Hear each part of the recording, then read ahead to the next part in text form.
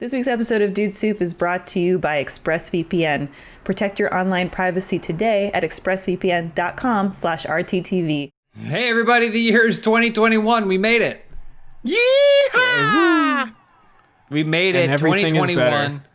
And everything is better. Welcome to the Funhaus podcast. I know what you're thinking. Didn't it used to be called something else? But why does it still say things on all graphics everywhere? Because synergy is very difficult, and getting all the things to happen at the same time is even harder. But we're in a transitional period. And here's the thing: it's a new year, and new year means change, and change can be a very good thing. It can be scary. It can be a lot of different things. It can be horny. Yeah. Are you kidding me? Especially if you're changing your underwear to something that has the crotch cut out. And then you trip. You try to stick your foot in, and then it gets stuck, and you fall over, and your ass up. You put your head through the wall, and then you're in your neighbor's apartment. Absolutely. And they're also having sex. It's 100%. Again, change. It can be anything you want it to be. You are the masters of your own domain. Speaking of masters of their own domain, I'd like to introduce my guest this week, John Smith. Hello. You know John Smith from Twitch and from YouTube. And Twitter and Instagram, Instagram, TikTok probably. My MySpace is still up. Yeah, Friendster. And of course, Patrick Brown. Hey, how's it going? Hey Patrick. What's up? Hey. I say of course because I think if you are a fan of this channel, if you watch this channel or whatever, you're very familiar with Patrick. You should be. He's been in enough of our content. But I think it's worth introducing everyone to Patrick formally in kind of a new and exciting way. We're still going to do... We were in a meeting yesterday, and I pitched doing something really funny involving all of it. But we may still do that, but just for the sake of us trying to get our heads out of the dirt. I don't think that idea was for me, so that could still work. It's an all-encompassing idea, and yes, to anyone theorizing what it was, was inspired from professional wrestling in the 90s, but that's okay. Oh, okay, yeah. I was thinking of a different thing that we also... You were thinking of a different idea. Yeah. But yeah, so one.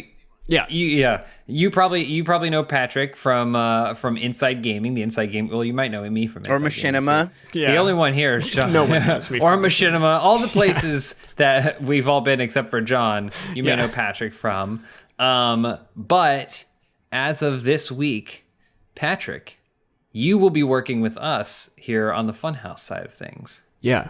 I am a Funhaus now. Officially. You're a Funhaus. Yeah. Yes. Which is what happens. Yeah.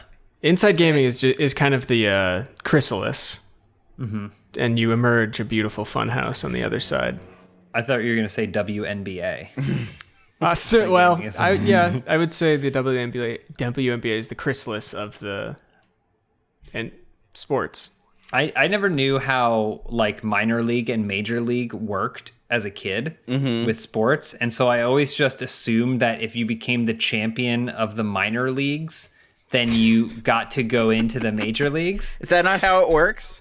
No, So apparently it's all not. just some elaborate Cinderella tale. Well, yeah, it's like that shows that you're good enough. It's like middle school and high school. But I think they should do that with the WNBA, where if whatever team wins the WNBA World Championship gets to play in the NBA next year. Ooh, That'd be cool. I could dig it. Or alternatively, we should call it the MNBA and then make the WNBA the NBA. Because men have had it too good for too long. True beans. Yeah. Or we just combine them and make it the HNBA.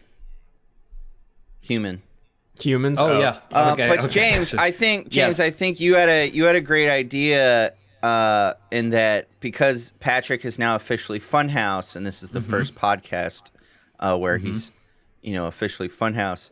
You and I are going to not talk for the next hour, and Patrick, we're going to go full screen on him, and he will have to monologue for the next hour.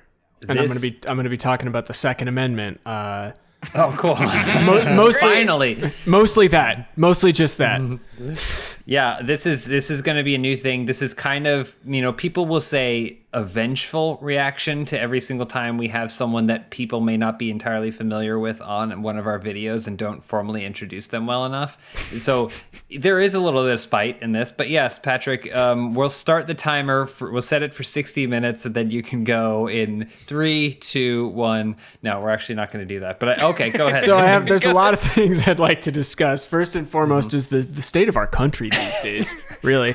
All right, get the camera off me. That's it. And time. No, but I did want to do something that I thought would be a little bit of fun.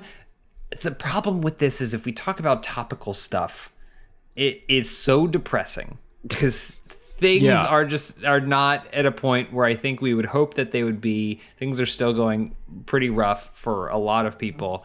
And there just really isn't that much to discuss other than the fact that maybe Christopher Nolan's going to come back to the Batman franchise, but that's a different podcast.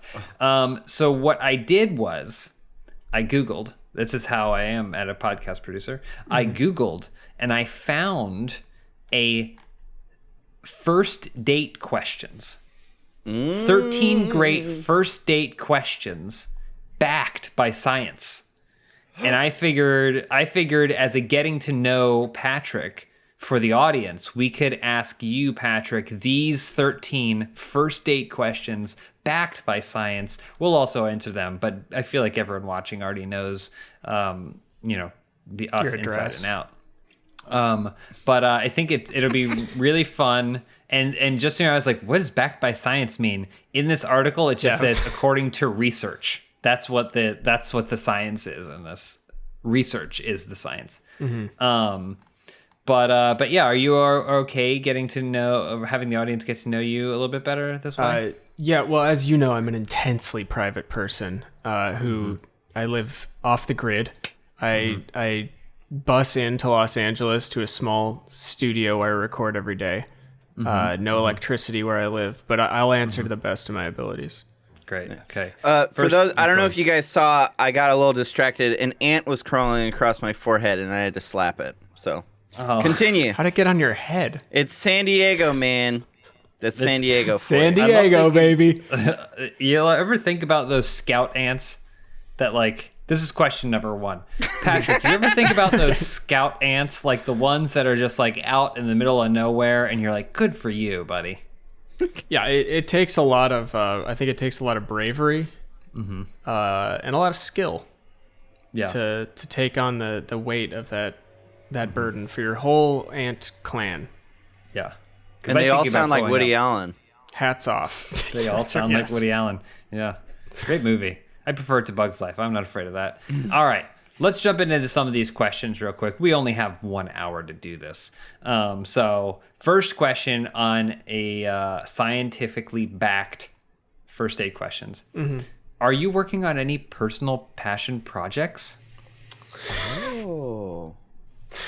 Let's see. I guess I skateboard and I'm very bad at it. So I guess that's technically a personal project. Something I'm trying to get better at. How long have you been skateboarding? Well, I was doing it when I did it a lot when I was a kid, from maybe 12 to 16, something like that. And then I stopped doing it. And then because of COVID, my midlife crisis kicked in earlier. So I thought I'd pick it back up. Oh, that makes sense. Wait, what does COVID have to do with your midlife crisis? It just, maybe it's not a midlife crisis, but it's I was just bored out of my mind and needed something to do, and I still had a skateboard laying around. I have heard a lot of young people complain, maybe a little harsh, but lament that they're really pissed off that they're losing 2 years of their youth to this. It's overrated. Yeah, grow up. Quit whining. Grow up, pussies. I'm losing 2 years of my 30s. Boo-hoo. I saw another article of some guy who survived. I think he's a Holocaust survivor. And he was and now he's at the age where, he's probably 90 or something, really old. Yeah. And he's like, I grew up without a childhood because of the conditions of World War II and the Holocaust. And now I'm going to probably die before this is over. thanks a lot. He basically went, thanks a lot, humans. Yeah, that's a fun way to bookend your life. Right? James, that makes more sense. I thought you were going to say, he was like, I grew up in the Holocaust, and me having to stay at home right now is worse than it. Oh, no. He seemed, I mean, I don't know what his, that makes more sense. What you said makes more sense. Yeah, it seems more in tone. I'm sure there are people who would happily compare this to that and say sitting on their smartphones on the couch, of course. Yeah. A lot of Facebooking. Mm-hmm. James, go ahead, John. It's great being here with you. Mm-hmm. Are you working on any personal passion projects? Not really. No, not really. Strike one. This is like the worst. This is like the worst answer that I can muster. But towards the end of last year, I mean, basically the last third of the year, I got really burnt out on social media, and I think it's because our jobs are relatively stressful and require a lot of like pulling content out of your butt. So the idea of having to create content on another platform that's like so disposable to then get a number assigned to it to say whether or not it was good or bad or whatever was really, really bumming me out. And so I stopped kind of like posting really anything. But then, surprise, surprise, we all tried to take like about 2 weeks off from the end of December to now, and we're just kind of getting back into it. And behold, like a flower set in the sun. It was like about 5 or 6 days into the time off that my ideas started to bloom. And I'm not saying they're good or worthwhile, but I was like, oh, I can come up with something every single day that may be worth putting. And so something that may sound like a joke. I have this big, whenever things kind of get back to normal, I do want to get back into stand-up. And so I add things to this ongoing document of like, it could just be a thought, or it could be something that I was having a conversation with Elise or someone or whatever, and I said something, an observation or thing that had a cadence of a joke, and it got a good reaction. And I'm like, oh, make a note of that. And then I'll write it down because maybe there's some refining I could do to turn that into a joke. And it was funny how if you compared the activity that I had on my like Twitter or social media and in that comedy doc from, let's say, September to December, it was about the same as what it was in the last like 7 days, which is interesting. James, yes. I would like to say that I really wish I could have witnessed when you're at a party and you make a comment and everyone laughs and you go and you whip out your notepad and you write Excuse it down. me a moment. And everyone's still looking at you when that happens. Mm-hmm. I have a friend. He's fantastic. He's one of my best friends.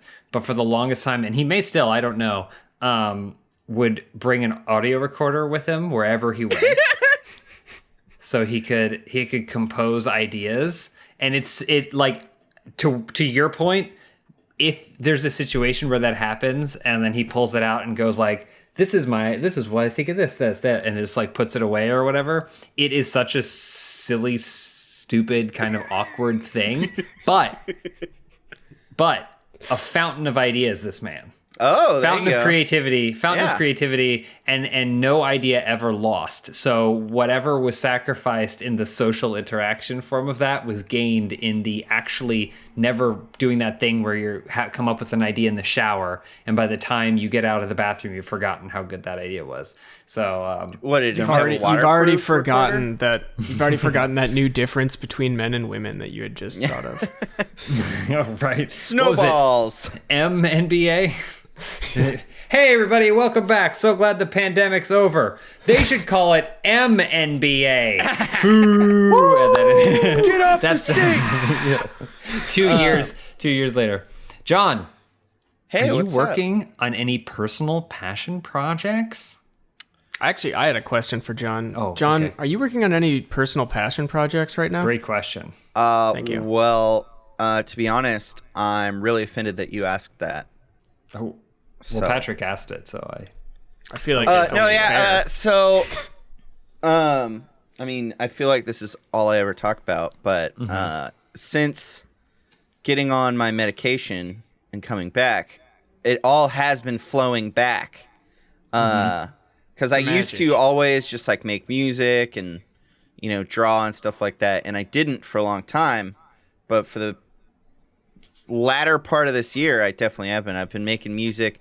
I got my FL Studio license back up, and I've been making some beats. Awesome. I actually, unironically, am writing a rap, and it's actually very, very fast, and I like it. The rapping is fast. I go.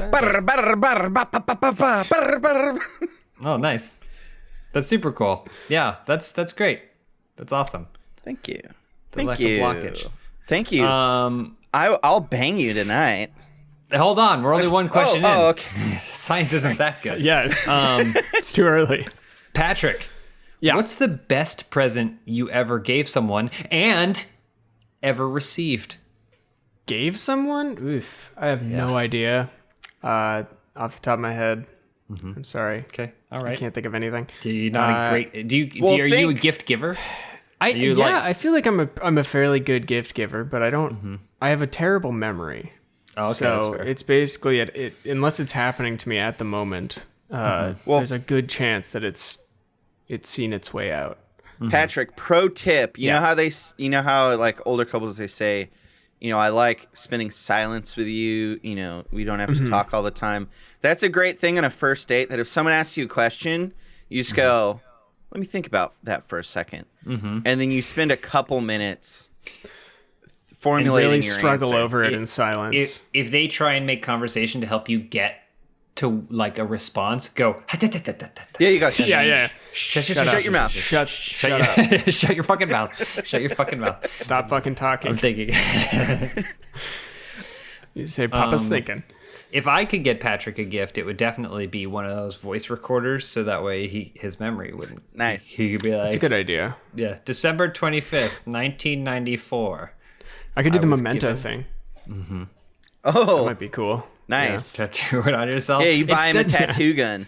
I still feel like there's a better way in that. Oh yeah, a Get a notebook. notebook. Yeah. I guess you could. He's got use all the his notebook stuff maybe, all but- over his back. I'm like, he's never gonna. Right, he has to remember that it's on his back every What's time. red rum? Like, it doesn't. Oh wait, no. The best gift I ever gave is probably an engagement ring, right? That's got to be number one. Oh, there you go. That's a pretty good gift. That's number one. Patrick just remembered that he's engaged. See, that's what I'm talking about. Yeah. Just remembered what it cost. Just comes and goes. Best gift I've ever received.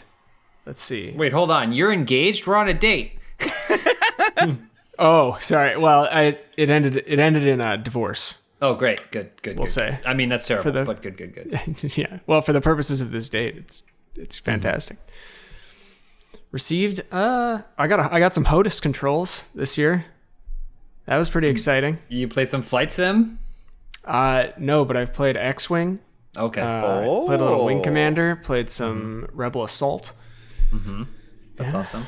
Was it from someone close to you? It was my Someone fiance. who cared? Oh, that's nice. Your former fiance. Former fiance turned wife turned ex-wife. Well, would you say Mother of my ex-fiance or children. would you just say ex-girlfriend?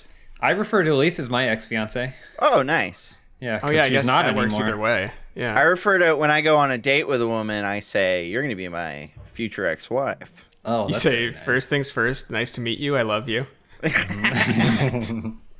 You go. How do you feel about children? Pretty. Hey, James. Yeah, John. What's the best? Hold on, let me think. I love being on this date with you. You really have pulled out all the stops. That horseback you. riding was beautiful.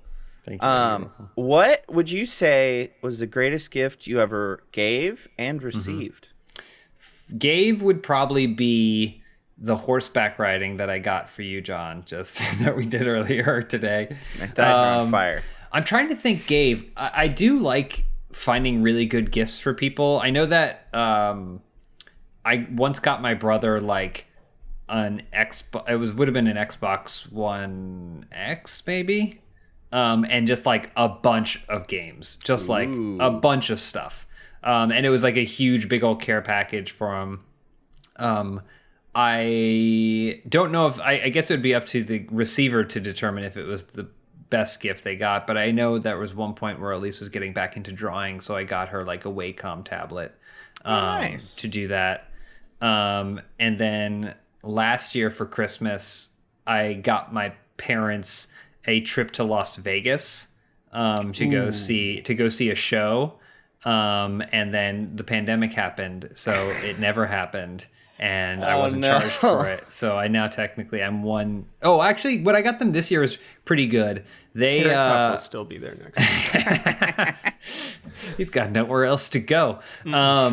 This year, they specifically, because my parents still live in my childhood home, and they've been spending a lot of time like getting rid of garbage. So I'll get like a photo from my mom, and it's like, do you want this? And it's like a trophy I got in 3rd grade or something like that. I'm like, no, throw it out. Yes. You can get rid of it. Of course. She sent me a bunch of like pictures of CDs that I had. She's like, do you want these CDs? Like, no, you can get rid of my whatever Hoobastank CDs or whatever.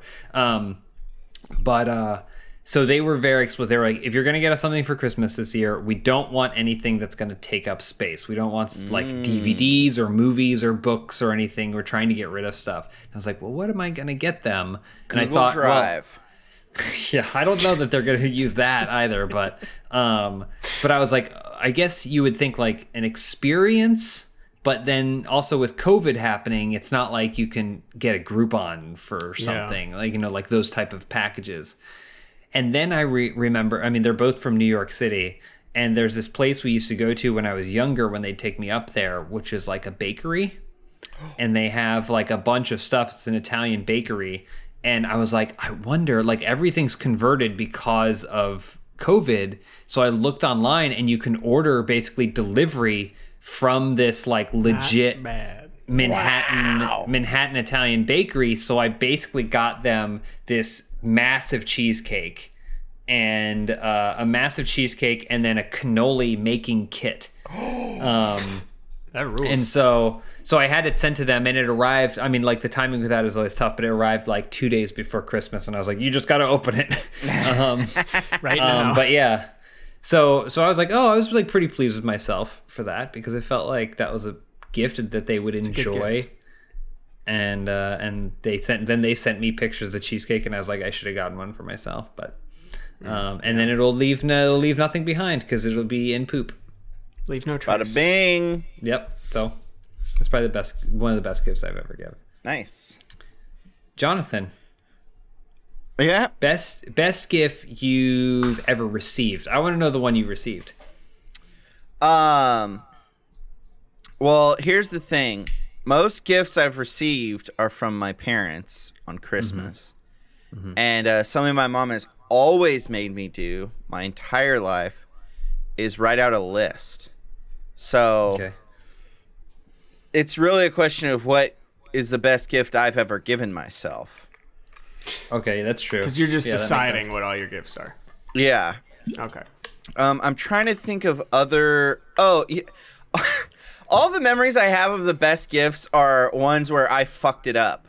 For instance, 18th birthday, my dad, we decided I'd get a Les Paul guitar. And my friends learned that at high school, and they all chipped in to buy me a case for the Les Paul. But... What kind of friends did you have? When I... Cool high school friends. My friends never would have bought me shit. Yeah. There you go. But when we went to Guitar Center and bought the Les Paul, I talked my dad into buying me a case. So then, on my 18th birthday party, we get there and they learn that I had already gotten a case, and they all just went. Yeah, because you showed up to the party with the guitar. Yeah, and I went, "Who wants to hear me play guitar? Happy birthday to me!" Mm-hmm. And then another time, Skyrim had just come out, and I didn't have any consoles, and I asked my mom for an Xbox 360, and I put Skyrim like I prioritized it, and so I put the Xbox and I put Skyrim at the top, like right after it. Mm-hmm. And she ended up buying me the console and not Skyrim. And they don't remember this, so I guess I hit it well, but I was so frustrated. Because all I wanted was Skyrim. I didn't even really care about the 360. Yeah. Mm-hmm. And so, like, I ended up going on Craigslist and meeting some dude in a parking lot that night, and I bought Skyrim from him. But, like, I did, like, in hindsight, it's like I have so much shame for my parents giving me this gift and me going, it's not specifically what I wanted. Yeah. And it's a pretty good gift. It's a great gift. All in. Also, it came with Halo Reach. It was one of those ones where it comes with a digital download of a game. I played the hell out of that multiplayer. So, thanks, Mom. We're mentioning gifts, and I would be remiss if I didn't mention fan of the show, Josh Flanagan, who he loves giving gifts. He loves giving delightful, and he always gives wonderful gifts. And it's his birthday today, on the day that we are recording this, the January 5th. So happy birthday, Josh! This is your gift, is a shout out in this show. And make sure to check out Dead Little Roosters. It premieres on Rooster Teeth on Friday, I believe. Wait, hold on.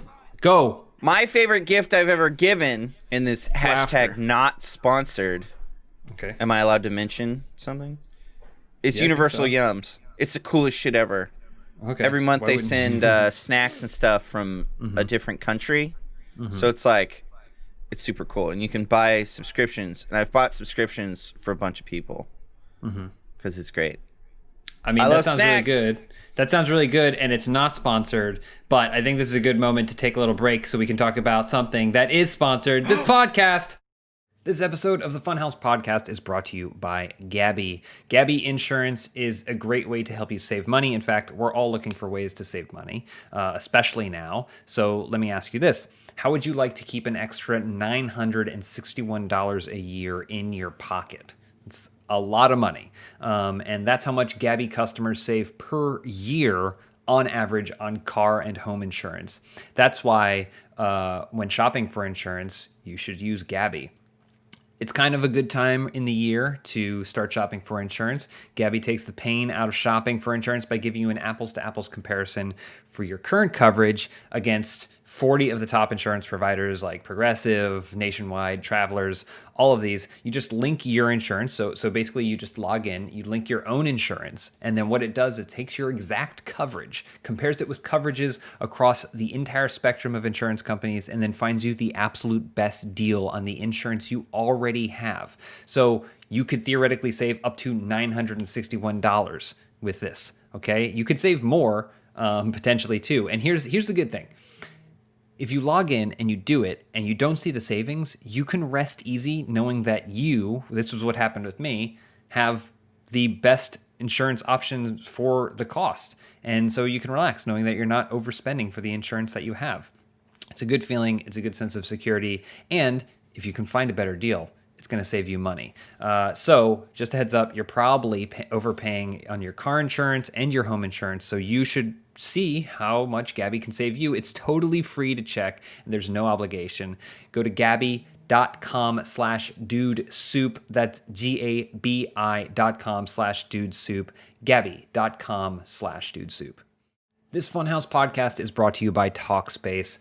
It's 2021, finally. 2020 is over, but that doesn't mean that we aren't going to be carrying with us our fair share of physical and emotional baggage. And I think the best way to make sure that we're successful in this new year with new opportunities is to make sure our mental health is in a good spot. We've been dealing with even more stress than usual, and if any of these scenarios of stress or exhaustion or whatever sound like you, it's probably a good idea to get support from a therapist to figure out how to find peace and quiet within yourself.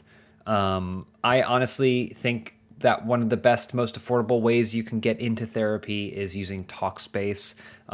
You basically sign up online and start therapy the same day you sign up.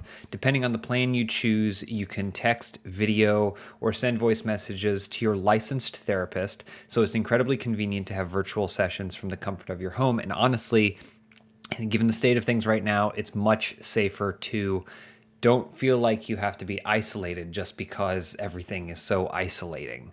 And Talkspace allows you to do that. They give you the support you need to feel your best. They have thousands of licensed therapists trained with over 40 specialties, including anxiety, depression, relationships, and more. Your therapist can help you set and achieve your goals. You'll probably be amazed at how much progress you make each week when you actually attend therapy and hold yourself accountable for your mental health. It's affordable. There's a therapist network, which is really important because a lot of times the first therapist you find is not going to be the right one. So the ability to change and find someone that fits for you is a really, really important part of therapy in general. And most importantly, it's secure. It's private, using the latest end-to-end bank-grade encryption technology to store all of your information and comply with the latest HIPAA regulations. Therapy can give you practical guidance that can really change your life for the better. I believe that. I've done therapy before, and I plan to do it again soon. And I think Talkspace is an amazing option to get that support. Best of all is your mental health. But in addition to that goodness, as a listener or viewer of this podcast, you'll get $100 off your first month with Talkspace. To match with a licensed therapist today, go to Talkspace.com or download the app. Make sure to use the code DUDESOUP to get $100 off your first month and show your support for the show. That's Talkspace.com. Use code DUDESOUP. In 2020, the internet was our savior. I know it was for me, watching movies online, ordering groceries, doctor's visits, and of course, going to the post office online with Stamps.com. Stamps.com allows businesses to do all of their mailing and shipping right from their computer. That's right here. No need to leave your home or home office. Stamps.com has saved small businesses all over the country thousands of hours and tons of money. And now you can too. With Stamps.com, you get the services of the post office and the UPS right at your computer, plus big discounts on mailing and shipping rates. So remember, you can use your computer to print official U.S. postage 24/7 for any letter, any package, any class of mail, anywhere you want to send it. Once your mail is ready, just schedule a pickup or drop it off. It's that simple. With Stamps.com, you get 5 cents off every first-class stamp and up to 40% off priority mail and up to 62% off UPS shipping rates. 62%. That's a pretty random number, but it's saving you a lot. Not to mention, it's a fraction of the cost of those expensive postage meters. Stamps.com is a no-brainer. It's saving you time and money. It's no wonder over 900,000 small businesses already use Stamps.com. So, make 2021 the year that you stop wasting time going to the post office and go to Stamps.com instead. There's no risk, and with my promo code DUDE, D-U-D-E, you get a special offer that includes a 4-week trial, plus free postage, and a digital scale. No long-term commitments or contracts. So Stamps.com, click on that microphone at the top of the homepage and type in DUDE. That's Stamps.com, promo code DUDE. Stamps.com, never go to the post office again. Oh, great. And we're back.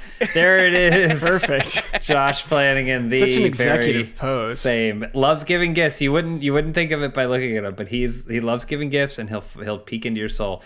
We have only Charlotte actually got me some questions. Really good last year. Oh yeah, Charlotte. What'd she get you? I think for my birthday it was cameos from Badlands Chugs and Joey's World Tour. And she told them that I had recently gotten divorced and could really use a pick-me-up. Uh-huh. And it figures heavily into their cameos. That's fantastic. I want to see those. Cameos are always like, I don't. The inventor of Cameo is the only person probably on this planet who deserves like billionaire status, because they are just always fantastic. Josh Flanagan also got Elise and I a cameo from Jake the Snake Roberts, where he filmed it horizontal but the wrong way, so the only way to watch it is like this. And he spent most of the cameo talking about Josh, but it was perfect. I wouldn't trade it for anything. That's awesome. We gotta move through this. We're already halfway through this. We've done 2 questions. Shit. This date's going really well.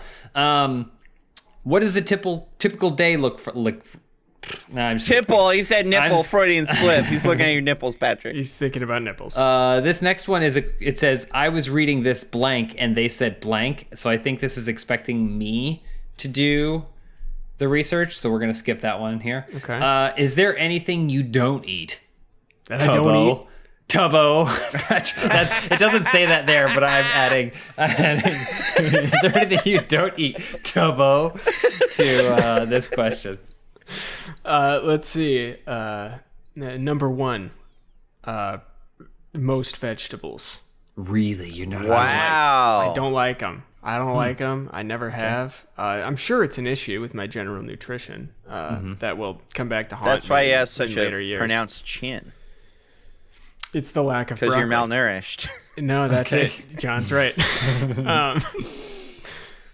Yeah, basically all vegetables. I don't like certain textures as well. I have a problem with textures.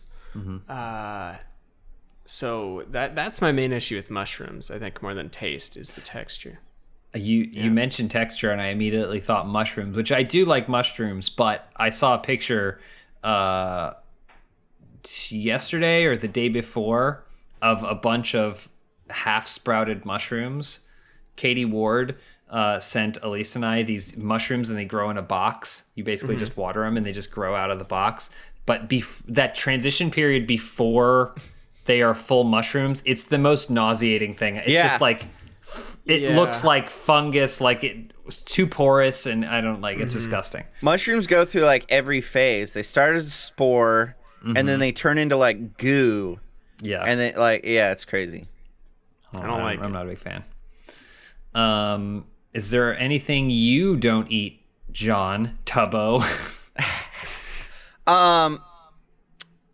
Like Patrick, there's textural stuff. For me, I love peaches. Patrick, watch out! Here comes some. There's broccoli. Wait, wrong side. Uh-oh.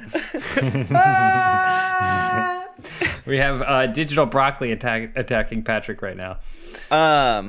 Peaches are my favorite fruit, but I can never bite a peach because the fuzz on my lip gives me the willies. Gotcha. But also mushrooms, and this is something I used to keep to myself, but then a woman, unprompted, said this, and I went, oh my God, that's something I've always felt, which is that mushrooms taste the way that ejaculate smells.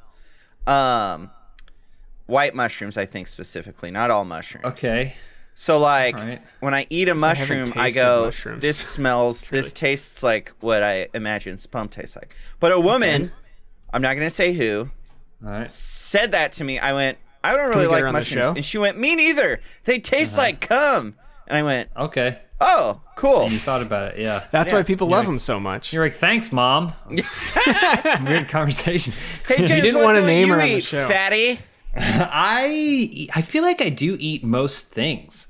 Like, growing up, I was a very, very picky eater. I've talked often about my favorite meal to have as a child, which was a Dorito sandwich. 2 slices of bread with a bunch of Doritos between.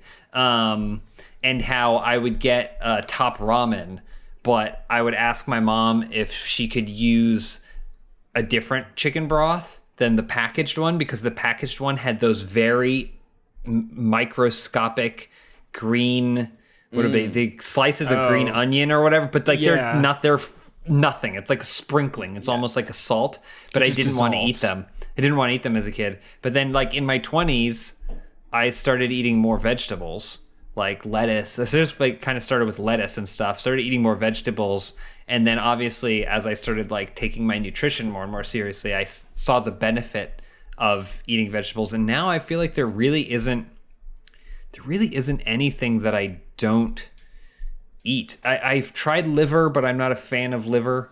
But yeah, no. Menudo? Pretty much everything.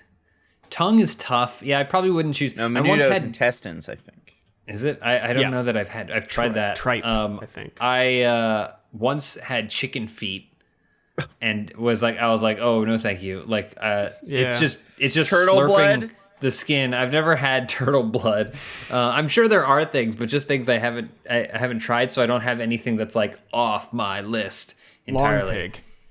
One of my teachers in high school told me about when they were traveling. I don't remember specifically what happened, but they went to a restaurant or a bar, and they ordered something, and the guy took out a turtle and then smashed its shell with a hammer. I can't do that. What the fuck? I can't do that. That was like the beginning of the meal. Jesus Christ.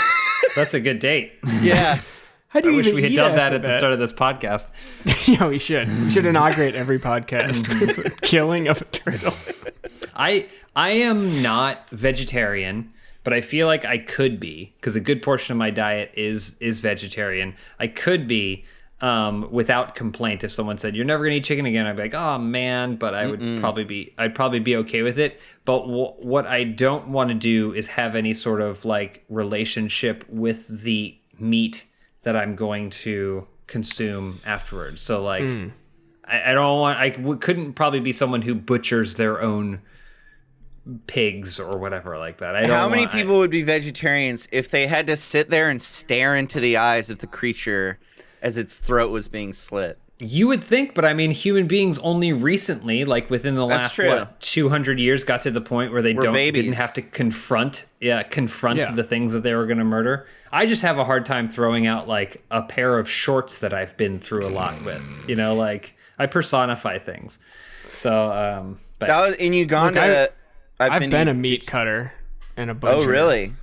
Oh, right. Yeah, you were a butcher for like 5 years, and there's definitely some shit that like would turn people off of meat, but I still eat. I still eat meat. Cool guy. You gotta do it. I don't know what to tell you. What were you saying, John? In Uganda, this one semester, one of the interns, one of the Americans that was out there, bought a goat as a pet, and then I went back that summer, and it wasn't there, and I said, "Hey, like, where's little Billy or whatever its name was?" And the guard went, we ate that one. It's like, okay. Yeah, I guess so. Yeah, it makes sense. You do. Why wouldn't Gotta you? do what you gotta do. Yeah. All right, let's move on. We probably only have time for maybe 2 or 3 questions, depending on how quickly we move. We got some other things we want to talk about. At the last like 2 minutes, we could speed date it. Yeah, we'll get through them all. We'll speed date it.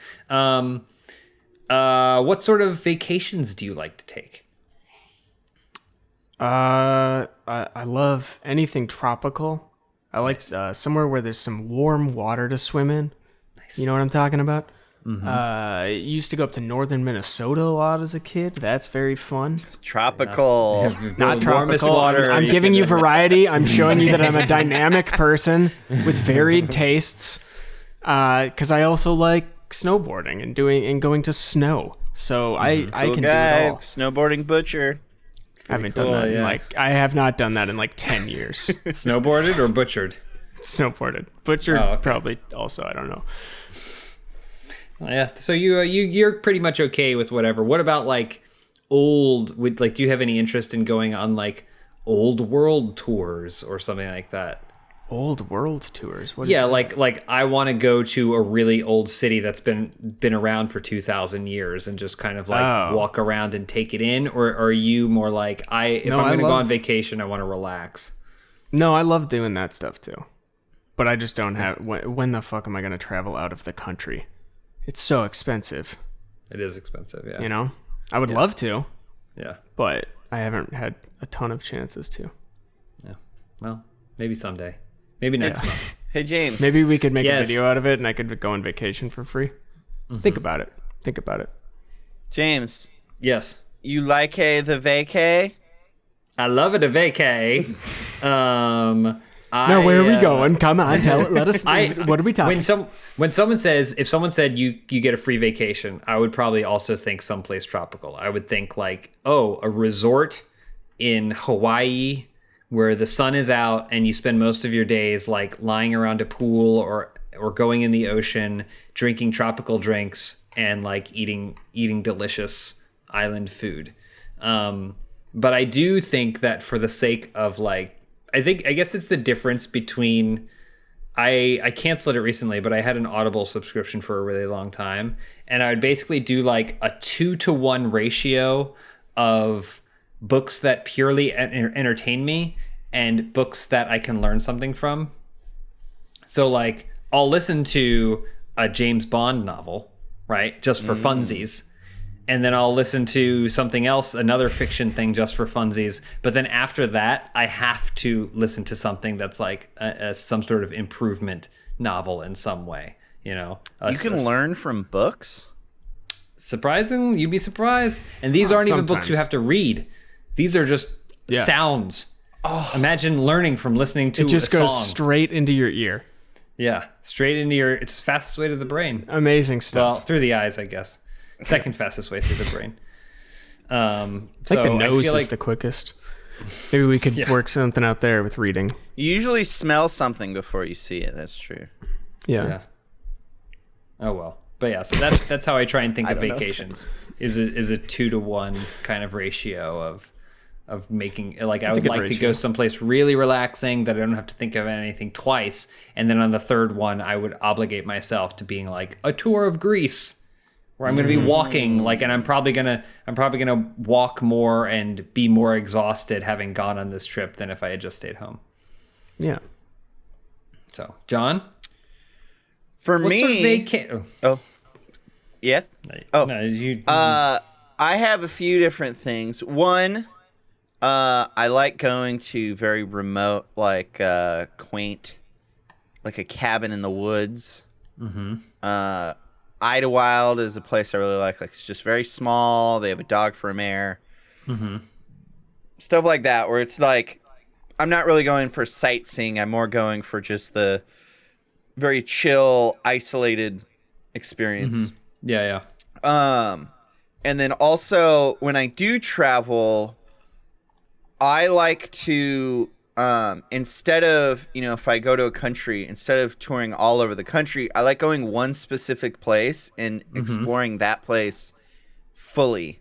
So, like, I went to Malaysia one time, it was like, I filmed something in Bangladesh for a nonprofit, and because they didn't want to pay me, instead, they paid me a little bit of money and added a week on to the trip. Okay. So what ended up happening was I spent a week in Malaysia after the work, and I spent all of the money that they paid me during like a that. Casino. Yeah. You got but duped. so in Malaysia, instead of touring all around Malaysia, I just went to this one little island called Penang Island, where it was the first, like, in Southeast Asia, it was the first, like, naval, like, big hub for naval shipping and stuff. Like the Indian Shipping Company or whatever that had, like, a monopoly of international trade back in the 1400s or whatever the hell. What an appreciation for culture and history. They controlled that island, and so on Penang Island, not in all of Malaysia, but on Penang Island, it's like 1/3 Malay, 1/3 Chinese, and 1/3 Indian population. And it was really cool. They had a toy museum where they had, like, every toy that had ever existed on display. It's a dream come true. It was really cool, but I heard that it actually shut down a number of years ago. They also had an island called Monkey Island. Well, it was called Monkey Beach. Sorry, not Monkey Island. That's a game. Were there any secrets? Yeah, that's it. Well, I could tell you. We gotta keep moving. But basically, I explored that place fully. I went to every cemetery. I went to every like place I could find. It was really, really cool. So that's what I like doing. I like getting the micro travel. Getting in there. A brief follow-up question, because you made me think of it talking about, like, covering a place. Have you ever gone somewhere for, like, a trip, and then by the end of it, you're like, I got it. I did it. That's 100%. Like, if it's a video game, the map would be full. Yeah. And, like, it would say, like, 100% completion. All the question marks would be gone. Yeah. I mean, just Penang Island. Okay, great. Well, I have one, but it's visiting my brother in West Virginia. So I feel like that's a pretty quick. And you didn't even stop. Yeah, you were driving. Yeah, just drove straight through. Yeah. It's very easy to check all those boxes, though. Yeah. I felt that way when I went to the Florida Keys. I went on a family trip when I was younger to the Florida Keys, and then we also went down to, like, Key West. So, like, we, like, drove it and, like, did it. And I was like, okay, I think I think I got. There may be some enough. like like some little collectibles, but they serve no purpose, and I'm not going to get. I got like 750 out of 868 collectibles or whatever. Yeah. Oh, when I was in 8th grade, right before 9/11, Coincidence? I think not. we went to Disney World, and it was by the way, tip. I mean, not right now because we're in a pandemic, but if you go the week after Labor Day weekend. Oh, Disney World's open. Oh, is it? Yeah, You can go. You can still do this. The lines are so much shorter because basically all of the Americans have gone back to school. So basically we bought this 7-day pass and we went to all 5 of the major parks. We did like everything in each park over the course of a day. And we also it gave us a pass to like 2 sub parks. So we went to 2 different water parks as well. That really felt like we got the whole tour because the couple that we went with, this was like their annual tradition. And so each night they stayed in a different hotel.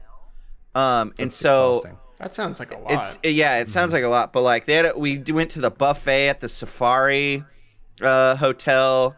We did stuff at all these fancy hotels and stuff. It was really awesome. That's cool.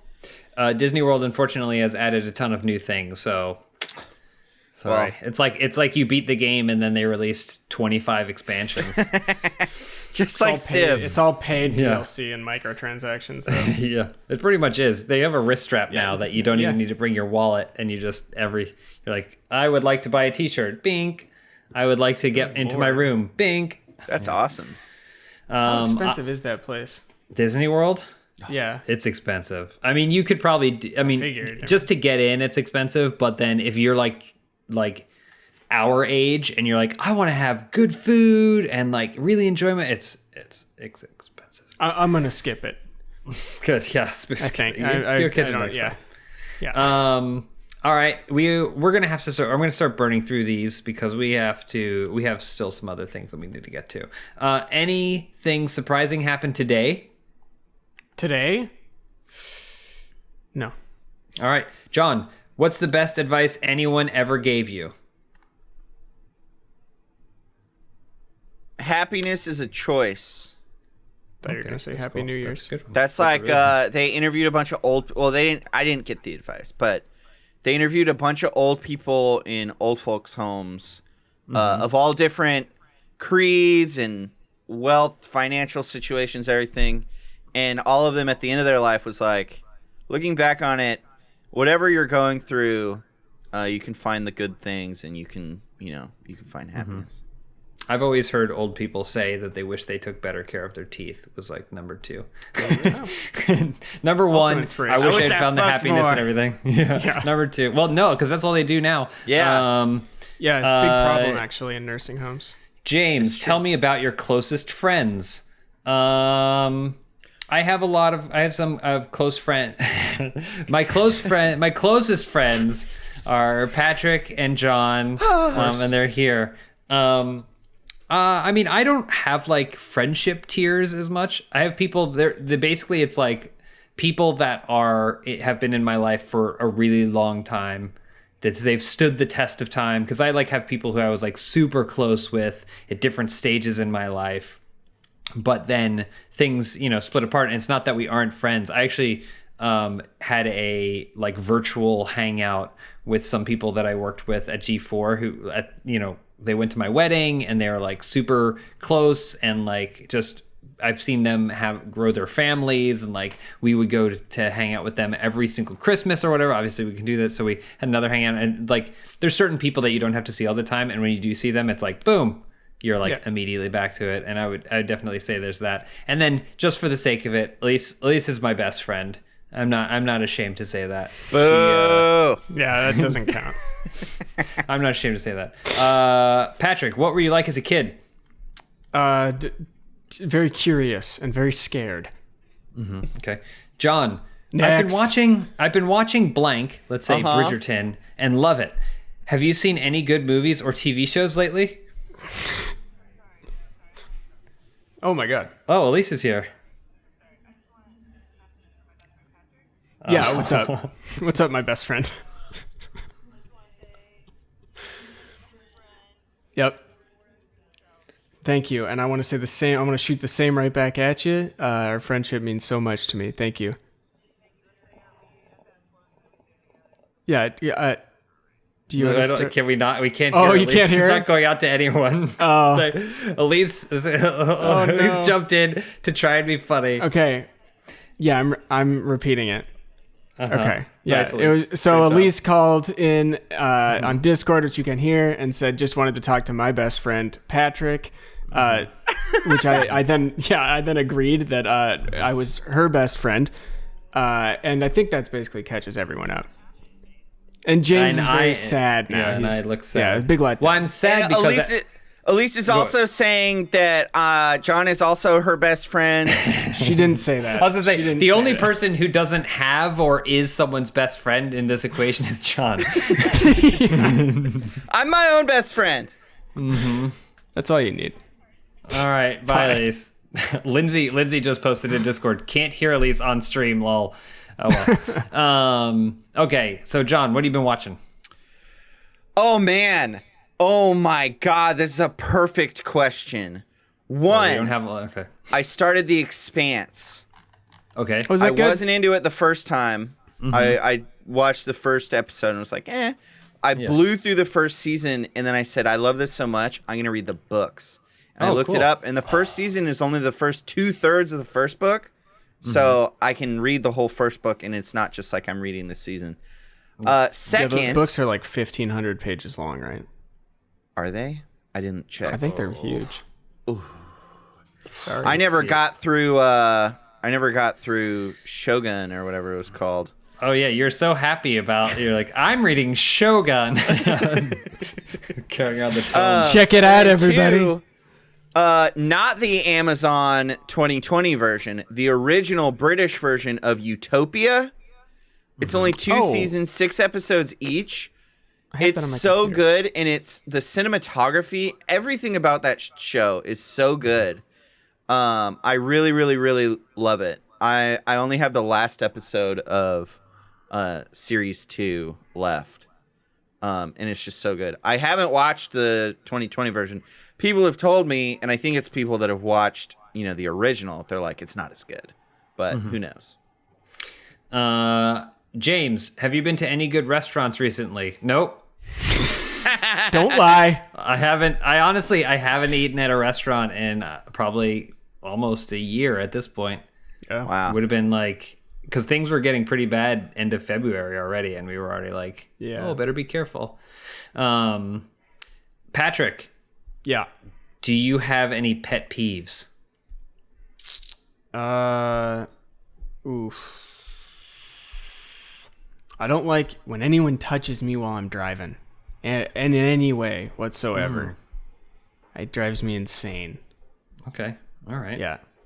That's interesting. I also, that's a good. Do you immediately, if someone touches you, do you immediately? It's because your reaction is to go and jerk the wheel around. I slam on the brakes and I turn the wheel as hard as I can. One of my pet peeves is also driving related, and it's when. It's when a light turns green, you're waiting at a traffic light, and it turns green, and the person behind you honks. Oh, yeah. Because right off the bat? Yeah, because it means they weren't paying attention. Yeah. And they're taking it out on you. Like, it's just an immediate fallacy, like, that It bothers me a lot. John, do you have any pet peeves? Yeah, being asked stupid bullshit questions. Perfect. Great. Well, that wraps up everything. We've learned everything we need to know. That was an amazing first date. I had a wonderful time. The show's not over. We still have at least 2 more things we need to discuss. Real quick, Cody, can you remind me of what's next? He's muted indefinitely. Oh, there we go. Oh no! Hell yeah! Hell yeah! Oh baby! Hey, everybody. Nice. It would not be a Funhaus podcast hosted by the James Williams, me, if we didn't have our most popular segment, Mount Up for Morbius. I think it's been almost a year that this segment has been going on. because I'm pretty sure it started after Countdown to Cats ended, and Cats would have come out Christmas, which means I think we've been doing this for a year, and I'm still not sure when the movie's coming out. But for this week, I'm premiering a new segment within the segment/show of Mount Up for Morbius, which also underneath that is Getting to Know Leto. So this is a new segment within the segment of a segment of the show, and it's called Keeping Up with Keaton. Because as we all saw in the graphic, Michael Keaton probably makes a one-line cameo somewhere in the film, which allows me to integrate him into this. So we're keeping up with Keaton. And so I found a 10-question film history of Michael Keaton fun trivia quiz. Oh, hell yeah. And so we're going to play it together and see how our score is. All right, you guys ready? We got to do this real quick. All right, number 1. Keaton exploded onto the Hollywood scene with his role as Bill Blazkowski in the cute 1982 comedy Night Shift. This also happened to be the film that put which popular Hollywood director on the map? I know the answer to this because I own it on DVD. I know. How do we buzz in? I don't. We're just going to collectively come to a answer. And I'm going to say Ivan Reitman because it's blue in the screenshot. Yeah, I agree with that for the same reason. I'm going to disagree. I'm going to disagree and say Ron Howard because I know it was directed by Ron Howard. Really? Oh, yeah, one of his earliest films. So don't ignore the blue. We don't know why it's blue. He's been cranking out gold ever since. Rob Reiner. Mm-hmm. Can we get official confirmation? No, we have to answer them all, and then we'll see how we did. All right. Number 2, who is featured as Michael Keaton's leading lady in the breakout 1983 comedy hit Mr. Mom? Oh, I'm just going to go with Gina Davis, but I don't remember. Well, they were in Beetlejuice together. That's why I'm choosing that, isn't it? Hulk Hogan. I don't think that's I actually second sorry, that's Mr. Nanny. I'm going to say Terry Garr. I'm going to say Terry Garr because I have no idea who that is. I'll go with Terry Garr also for the same reason. I feel like I would know if the other... It's either Terry Garr or Robin Wright, but... All right, let's move on. Keaton's comedic success was continued in 1984 when he played the lead role in the clever crime comedy Johnny Dangerously. What was the surname of Keaton's character in this funny film? I'm going to go Malone. I'm going O'Reilly. I think it's probably Malone or Mahoney. Do you have three of these quizzes open, or are you just going to answer whatever you want? I'm answering whatever I want. Okay. I'm going Malone. All right. In the mid-1980s, American jobs were being lost in the auto industry, and it became popular to blame Japan. That's weird. Picking up on that theme was the 1986 comedy Gung Ho, starring... What does that have to do with Japan? Starring Michael Keaton as Hunt Stevenson, a tough but sometimes mealy-mouthed auto plant worker. What was the alternate title for this film? It seems racist, so I'm going to go with Car Kamikazes. Yeah, me too. Yeah, Car Kamikazes definitely feels the most racist. Salaryman is known at, like, a lot of Japanese businessmen are known as Salaryman. Would that have made it to... Probably not. No, let's do Car Kamikazes. Yeah. All right. Number 5. Perhaps the highlight of Michael Keaton's comedic career came in 1988 when he played the outrageous and offensive title role in the film Beetlejuice. Beetlejuice marked the first time that Keaton had teamed with director Tim Burton in his acting career. He's not in Pee-wee's Big Adventure. He's not. He's not in... Is he in Edward... Wait, what was before? Edward Scissorhands as Ass. So I'm pretty sure it was Pee-wee's Big Adventure, Beetlejuice, Batman, right? Yeah. I mean, he may have maybe did like... What? Batman was 85. Before? Batman was 89. Oh. I think this is true. I want to say true, but I bet there's like some fucking commercial or something that he directed, or like a music video. Yeah. All right. Michael Keaton's first turn as a dramatic actor also came in 1988 when he portrayed Daryl Pointner as a drug addict in recovery mode. What was the name of this interesting and underrated film? That's like your opinion. Touch and Go. I think it's Clean and Sober. Is it really? I think it is just called that. That sounds never heard familiar. of it before. I was going to say Touch and Go, but you sound confident. Are we okay with Clean and Sober? I think that's it. All right. In the 1989 comedy The Dream Team, love this movie, Harold Ramis is in it, Keaton led an ensemble cast as Billy Caulfield, a patient in a sanitarium who leads a team of mentally ill friends in a comedy caper through New York City. Which of these actors is not a member of The Dream Team? Who are these people? Christopher Lloyd is in it, for sure. Peter Boyle. Yeah. Clint Howard. Stephen It's either First. Peter Boyle, Clint Howard, or Stephen First. Okay, nice. Great. I'm going to go Peter Boyle.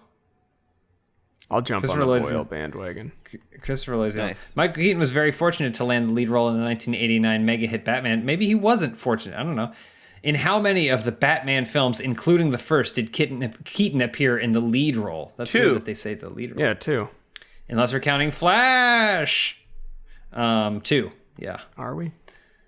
In 1990, Michael Keaton took a surprising turn as a villain in the thriller Pacific Heights. Keaton played Carter Hayes as the tenant from hell who rents a house in which of these cities?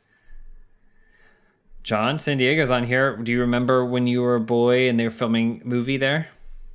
Called Pacific Pacific Heights. Heights? I'm going to say San Francisco. San Francisco definitely seems That sounds like right. Pacific Heights-y. Let's do San Francisco.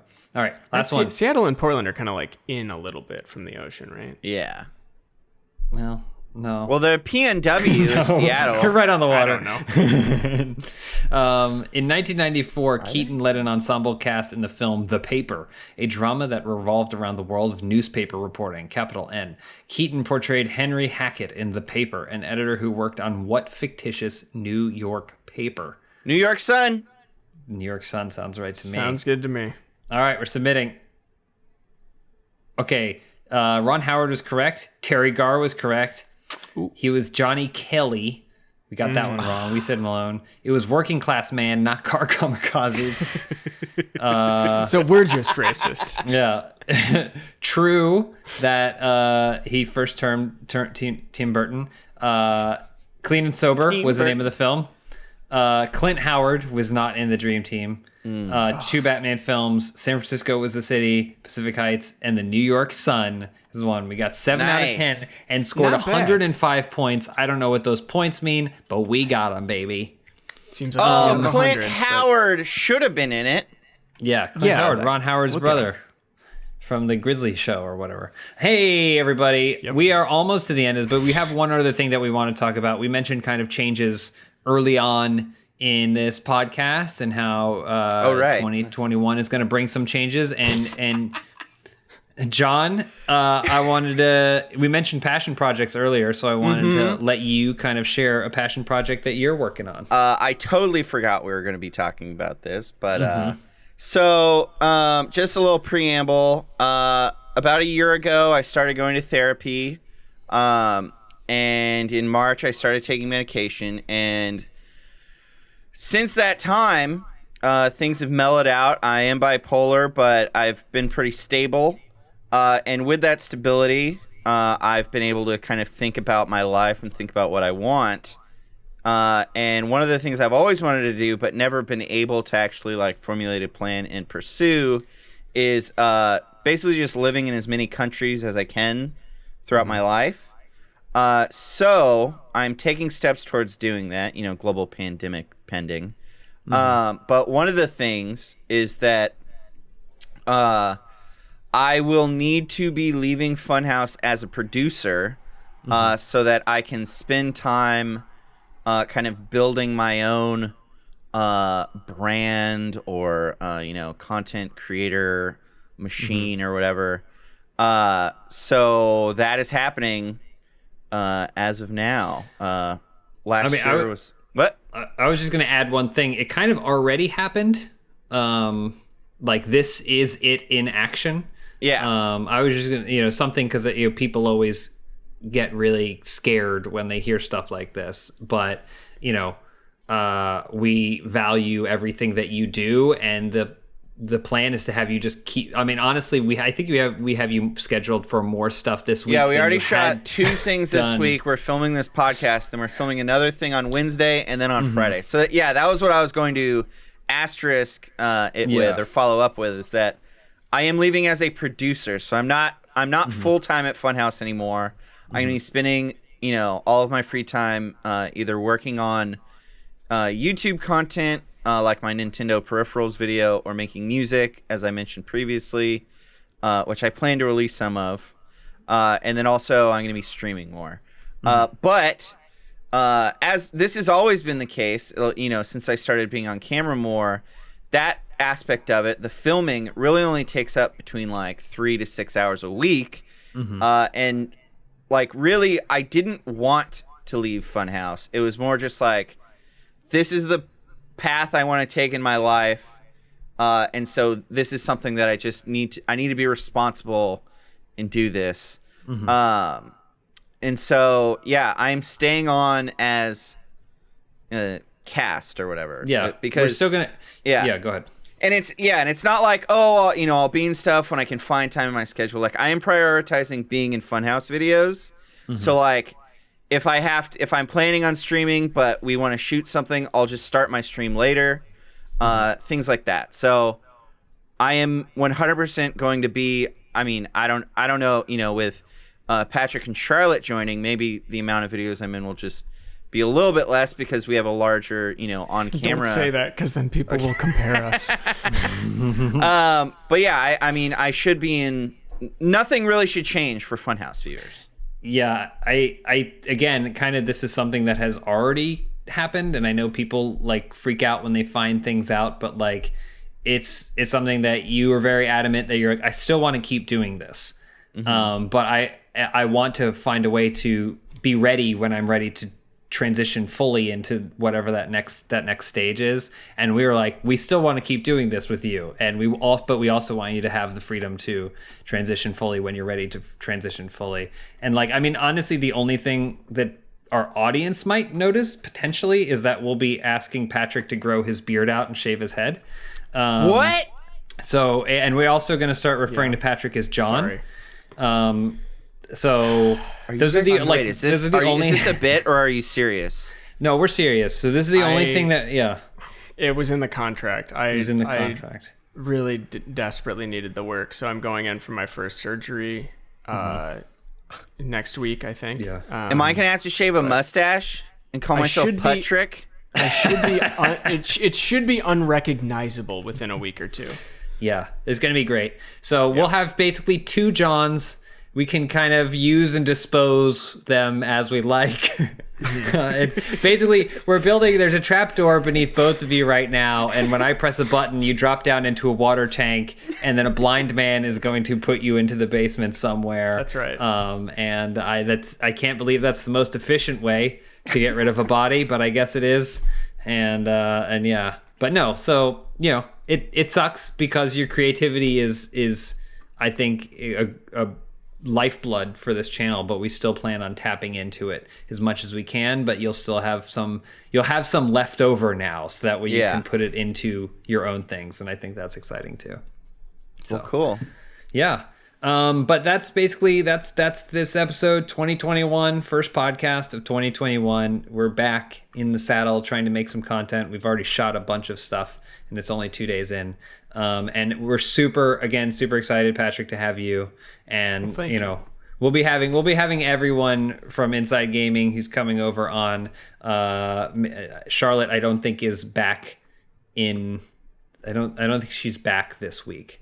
No, I think she's still off until Thursday. So, but we'll definitely have her on, and Evan. We'll have Evan on, and make sure everyone gets known and seen. And you're going to be seeing a lot more of them in our videos, and also coming up with ideas for content.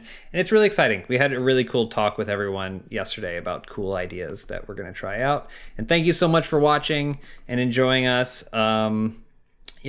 Check out twitch.tv/Pizza Posse. No. It's /John Smith. /John Smith. But if you search Pizza Posse too, there might be some cool stuff on there. Go to the Pizza Posse. Could be. It should be awesome. And then the only other shout out that I really have is Dead Little Roosters. Dead Little Roosters premieres. Check it out. I have seen the few episodes that exist, and it is pretty wildly. There he is, Josh Flanagan. Pretty wildly. It's incredibly complex and so impressive. And it was made with social distancing and all those amazing rules. And when you think about that, you're like, holy cow, we should just make everything that way because it's great. But yeah, so check that out. And thank you so much. And we will see you guys again. Happy 2021. Happy See ya. 2021. Bye. Bye.